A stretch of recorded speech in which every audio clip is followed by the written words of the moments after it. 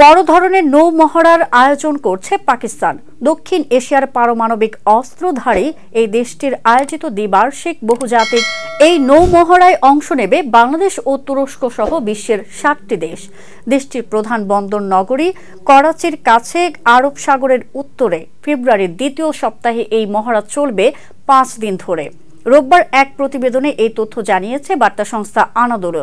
বার্তা সংস্থাটি বলছে, পাকিস্তান আগামী মাসে বিশ্বের 7টি দেশের অংশগ্রহণে দ্বিবার্ষিক বহুজাতিক নৌ মহড়ার আয়োজন করছে।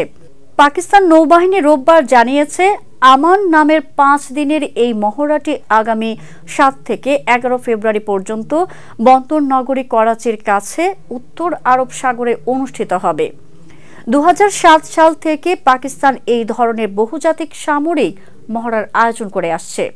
চলতি বছর এই মহড়া 9ম বারের মতো অনুষ্ঠিত হবে এবং এর থিম নির্ধারণ করা হয়েছে নিরাপদ সমুদ্র, সমৃদ্ধ ভবিষ্যৎ।